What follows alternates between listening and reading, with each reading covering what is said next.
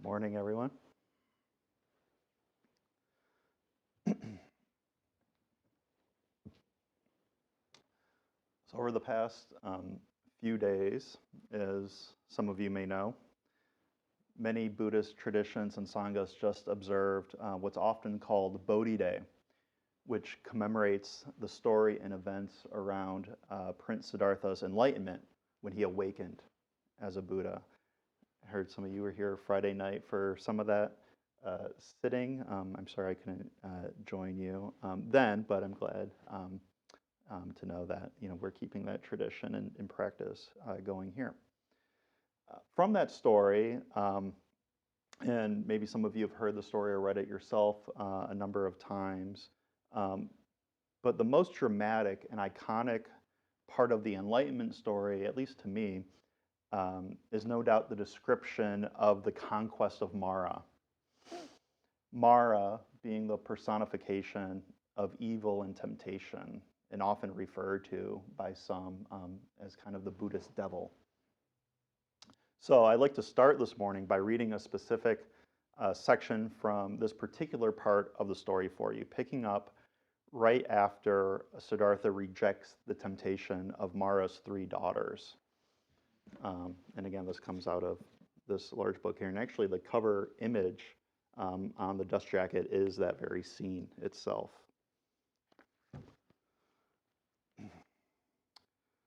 King Mara was incensed and immediately assembled 100,008,000 demons.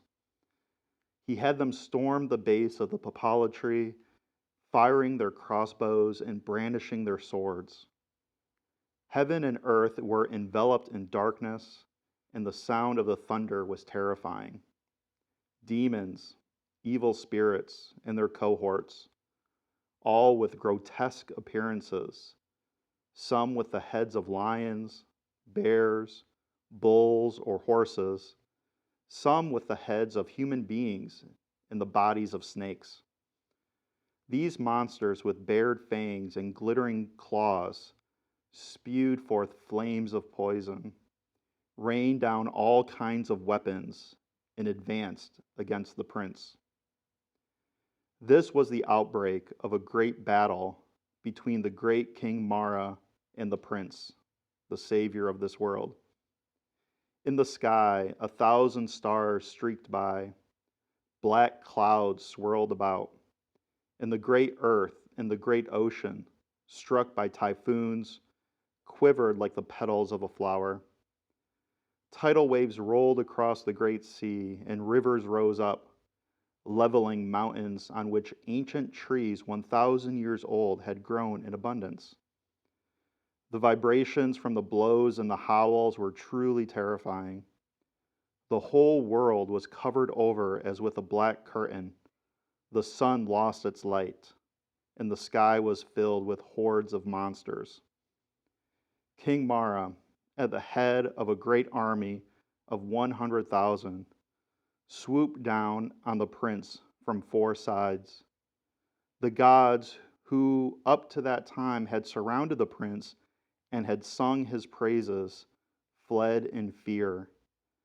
Now there was no one who could save the prince. And I'm going to stop that story there.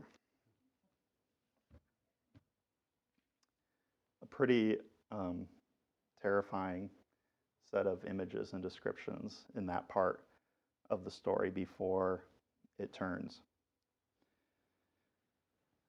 If any of you have maybe seen Bernardo Bertolucci's 1993 film, Little Buddha, I think that's the one with Keanu Reeves, if I'm not mistaken, perhaps. That film does a really good job to reflect and visualize this terrifying description into quite a nightmarish scene.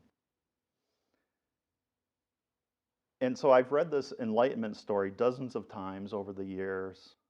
And during my last reading and reflection on it, I've been thinking about this particular scene and about it more in terms of this kind of nightmare imagery of sorts.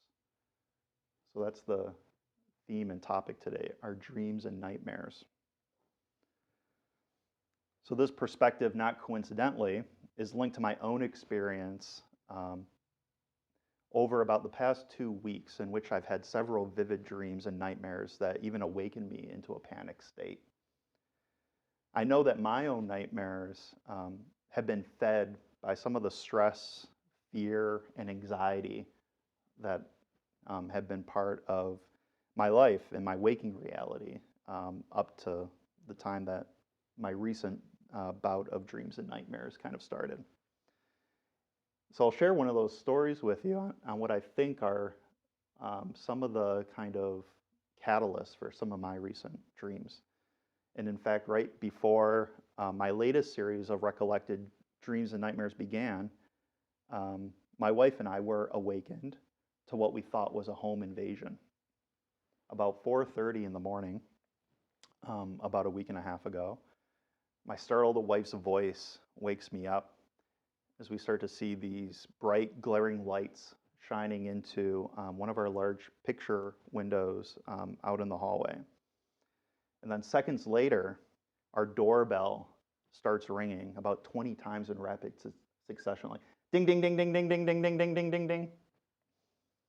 So my heart rate immediately jumps, and I jolt out of bed. My brain and body activate its flight or fight response mode. And I rush to find, pants and shirt to put on and my glasses. And as I do that, I instinctually I have this large, heavy metal pipe underneath my bed that my dad gave me as a teenager for this very situation. Still have it. So I nervously and stealthily crouch around the room and start peeking out of the bottom of the windows, shaking, to see if I can orient myself to what's happening. The light moves around, actually from around the house, from one room to the next. So I'm trying to follow and see what's going on, what's out there. My brain now tells me that we are for sure under some kind of attack, and I'm going to die. So I make my way to my office down the hall, and as I sneak a glance out that window to the front of the house, it's still the black of night, right? And I see a car idling in front of our driveway. It kind of looks like a patrol car, but I can't really confirm in the dark, and I'm not really probably even fully awake yet. So I have my phone in my hand, and I pull up the local police department dispatch, which I keep on speed dial. As I do that, the car pulls away. When I connect with the dispatcher informs me that yes, there is a patrol car in your neighborhood, but there's nothing to be alarmed about. Say, too late, because there's something going on in my house, right? That awakened us into this fright, right? The patrolling officer returns my call about 5 minutes later. My heart rate's still really high, body still shaking. A vacation patrol request on the wrong house.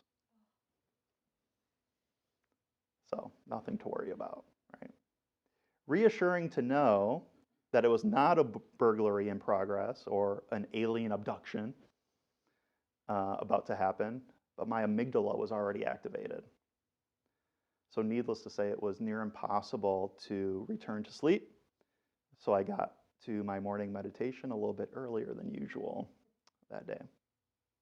But since that night, I've had at least a few nightmares of other home invasion scenarios. Some of them waking me up.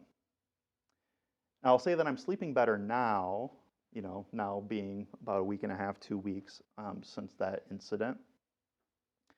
And those specific dreams and nightmares have pretty much stopped, but my dream state is I'm recollecting more dreams recently, and I think in part due to that still heightened event in my brain still trying to process and reconcile some of that emotional trauma. So thinking back to the Buddha's conquest of Mara, I can't help but interpret the gruesome scene as a sort of nightmare, right?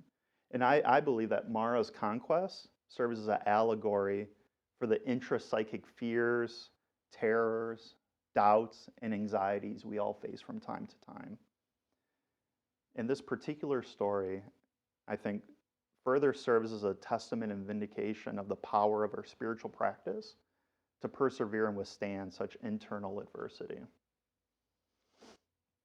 So looking at dreams and nightmares from a historical and cultural perspective is both interesting and insightful. Human beings for thousands of years have recorded and tried to understand their dreams and what they mean.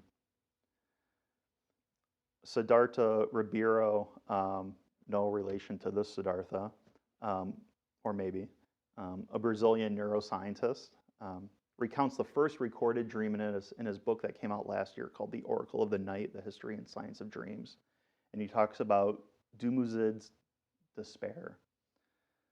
And he writes this: "It's no accident, therefore, that the first recorded dream in history should have been the nightmare of a mythical man pursued by pitiless killers.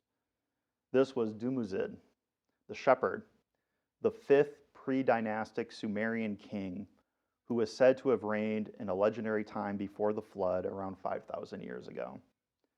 According to tradition, Dumuzid was the husband of the goddess Inanna, as recorded anonymously in cuneiform characters on ancient clay tablets. At the start of the poem of the Dream of Dumuzid, he calls, weeping and desperate, for his wise sister, Gestinana, so that she might interpret the fearsome vision he just had. And this is his recollection. A dream, my sister, a dream. In my dream, rushes were rising up for me. Rushes kept growing for me. A single reed was shaking its head at me. Twin reeds, one being separated from me. Tall trees in the forest were rising up together over me.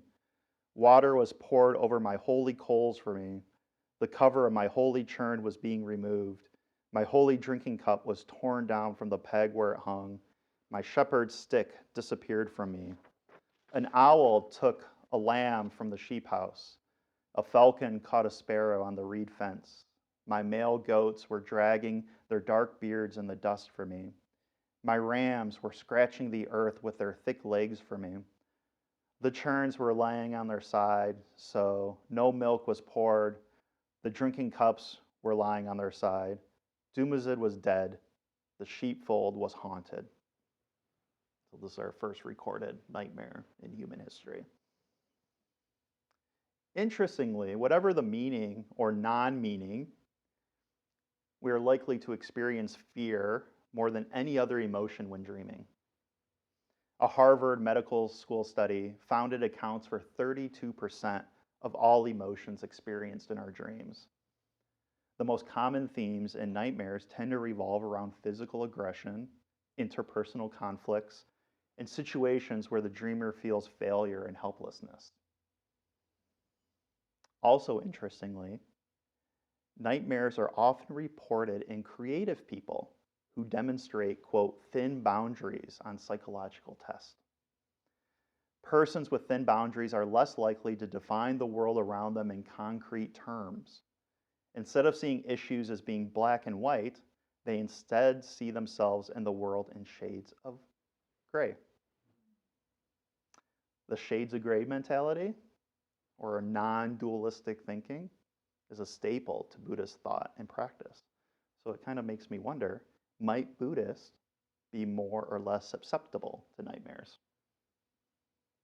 One interesting research paper that was published earlier this year found a negative association between mindfulness and nightmares. So we might have something going for us, a kind of buffer.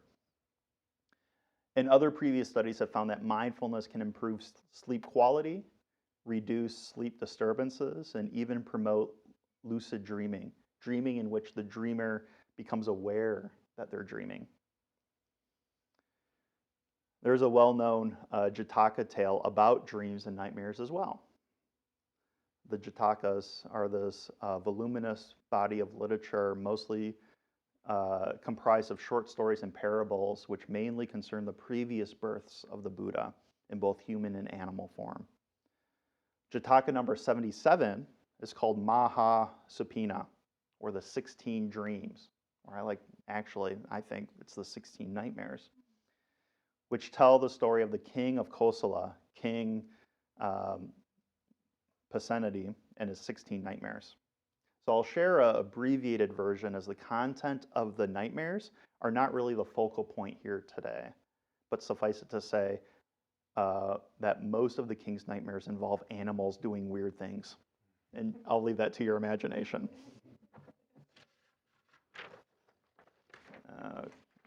Where did I put?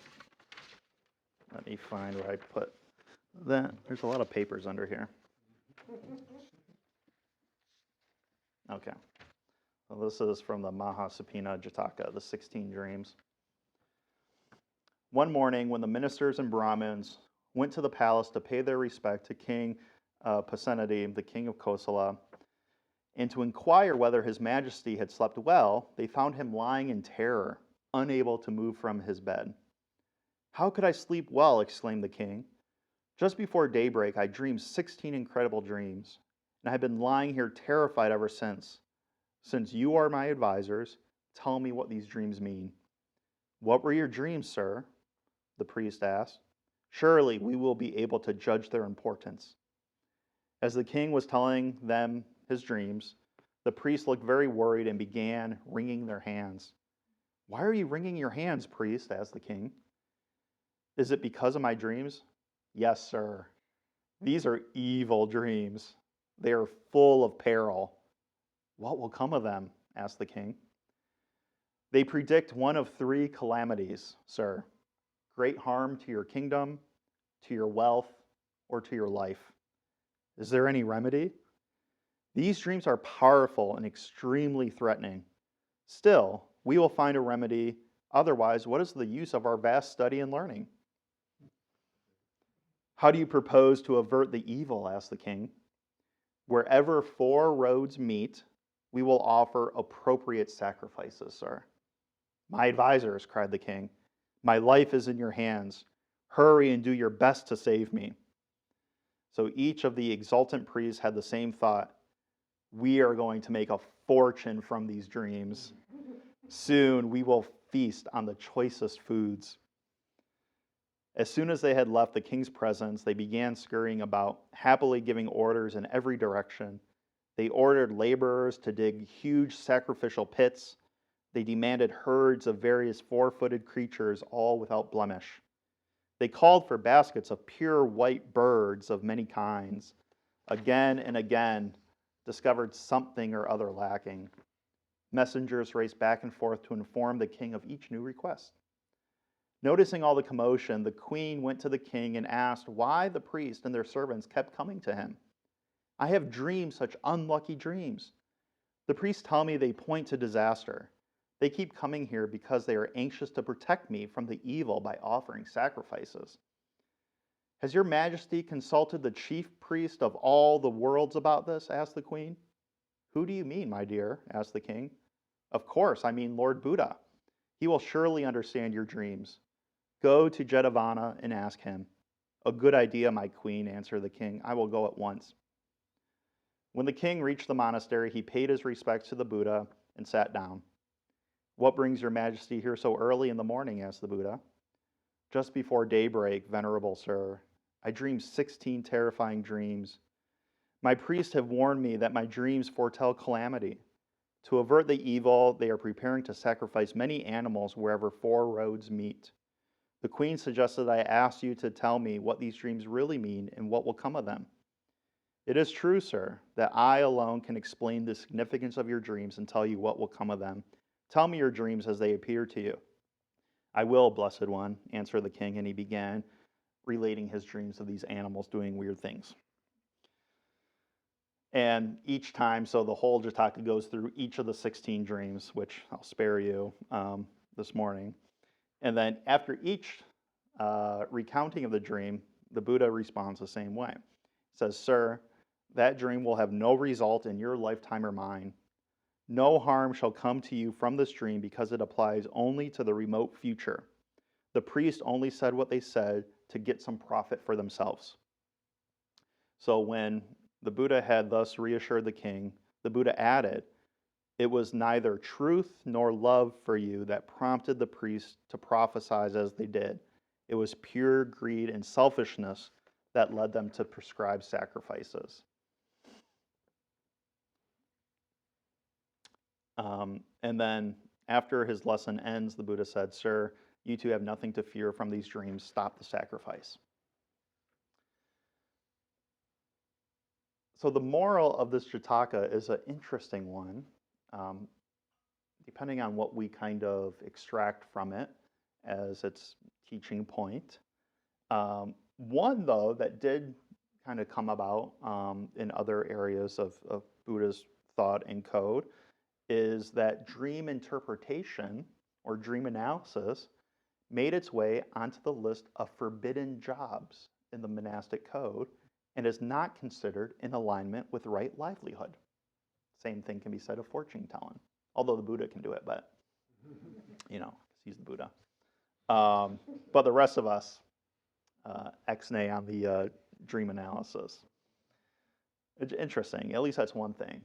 I think another maybe kind of lesson to derive from that might be to think that the kind of psychological traumas that we endure, that there may be no quick or easy fix, such as paying somebody money to take our problems away, right? That they're deeper than that. The whole part about the Buddha saying, don't worry about it, that I maybe don't buy so much. But later, elsewhere in the canon, the Buddha does have a prescription of sorts for bad dreams, which is loving kindness practice. Sleeping in comfort and not having any evil dreams are two of the 11 benefits he outlines in the Metta Nisamsa Sutta, or the Sutta on the advantages of loving kindness. So you can check that out and maybe work on, I can work on my loving kindness practice. Maybe that'll help, and more meditation as part of it. So while this may work, these kind of spiritual practices may work for people who are in a relative state of good health. I wouldn't just advocate spiritual practices alone for more serious conditions like PTSD or nightmare disorders. Professional mental health counseling and support, in addition to supportive spiritual practice, is really the best response for more serious problems. Looking back on my note archive, I dug out another article called "A Buddhist Approach to Dreams," which I actually posted on our old Muddy Waters Zen blog from 12 years ago in 2010. I didn't even realize it, right? And this came back up on my radar. So this article on this Buddhist approach to dreams outlines 7 primary categories of dreams from a Buddhist viewpoint. Number 1 is seeing dreams as a simile for emptiness, or shunyata, the ultimate nature of all things. And this simile, probably most famously, is found in the closing verse of the Diamond Sutra, when it says, "So you should see all the fleeting world as a star at dawn, a bubble in the stream, a flash of lightning in a summer cloud, a flickering lamp, a phantom, and a dream." So throughout a lot of Buddhist texts and scriptures, especially later in the Mahayana and elsewhere, dreams are often the metaphor used to indicate that all phenomena and all of our experiences and all of life is this kind of illusionary dream. Number 2, seeing dreams as predictions or prophecies or omens of things to come. And this overlaps with the third category of dreams as messages or teaching by the gods, spirits, and bodhisattvas. So I think many of us know that many religious traditions have instances of prophetic visions and dreams. And Buddhism is no different. There's at least 3 primary examples that come to mind. One, the Buddha's mother, Queen Maya, had a dream in which her kind of conception kind of dream where she saw, and this is part of the enlightenment story or the birth story too, when the elephant descended from the heaven with the six tusk and entered her side, and she became pregnant with the Buddha. She had this premonition, this dream that she was going to become pregnant. Another important dream in the biography of the Buddha is his wife. Yasodhara had a dream that the Buddha would leave her, and she awoke and told him this dream. And there's a really interesting treatment on this if anybody's interested in dream analysis from a feminist perspective and kind of how bad that played out for her. So if you're interested, I can forward you that. And then third, there's the Sapina Sutta, which again, Sapina means dream. So there's a whole sutta where the Buddha himself has 5 dreams preceding his awakening and enlightenment. So there's examples and evidence of this. Another category is more contemporary or modern psychoanalysts like Freud and Jung. Buddhists in India and in China also thought it was possible to diagnose aspects of the dreamer's mental and physical health from symbols in their dreams. And then also, kind of fast forward a little bit here, Buddhist psychologists also see dreams as the return at night of things thought on during the day. So this kind of maybe hits a little bit on my category of that experience that I had with that kind of that police check kind of situation. And I found this really interesting short TED Ed talk online that kind of summarizes several contemporary dream theories. There's theories that we dream to fulfill our wishes, we dream to remember, we dream to forget, we dream to keep our brains working, the continual activation theory of dreaming. We dream to rehearse. This is one of the categories or current dream theories that I fit into. Testing the threat simulation theory. And that's often what a lot of these dreams, especially that have a lot of these difficult emotions like fear, anxiety, grief, other strong emotions that some contemporary neuroscientists have posited these theories and believe that it's part of what our brains do to help us process some of these overwhelming kind of situations and to reconcile them. And then dream to heal. So there's a whole theory around the role of sleep in emotional brain processing, and dream to solve problems as well. Probably one of the most famous dreams is, I don't remember his name, but this is on the TED Talk too. There's a chemist from like 1800 something that had a dream that came to him on, do you know which one that is? Yeah, I was looking at it last night. Probably I was too tired. But that we can come to these insights or revelations or new discoveries in our dream states when our brains are kind of in a different working mode. Right? And then finally, Nagarjuna, the great Buddhist scholar and ancestor, explained dreams, and I think this one's interesting, as a standard for testing the quality of a bodhisattva's vow. Interesting. And I think I maybe failed this one when I went to grab that club from under my bed in some way. This is a little bit of what Nagarjuna has to say about dreams, which is interesting. And he's a difficult philosopher to read, but this passage I think is okay. He says, "There is no reality in a dream, but nevertheless we believe in the reality of the things seen in a dream. After waking up, we recognize the falsity of the dream and we smile at ourselves. Maybe. In the same way, the person deep in the sleep of the fetters clings to the things that do not exist. But when they have found the path at that moment of enlightenment, they understand that there is no reality and laughs at themselves. This is why it is said, like in a dream.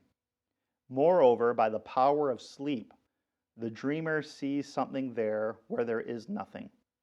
In the same way, by the power of sleep of ignorance, a person believes in the existence of all kinds of things that do not exist, me and mine, male and female, etc. Moreover, in a dream, we enjoy ourselves, although there is nothing enjoyable there. We are irritated, although there is nothing irritating there. We are frightened, although there is nothing to be afraid of there. In the same way, beings of the threefold world, in the sleep of ignorance, are irritated, although there is nothing irritating, enjoy themselves, although there is nothing enjoyable, and frightened, although there is nothing to be afraid of. So that's another perspective. But with all of that, I'll leave you with this, a short poem from the poet Rumi. One day, you will look back and laugh at yourself. You'll say, I can't believe I was so asleep. How did I ever forget the truth? How ridiculous to believe that sadness and sickness are anything other than bad dreams.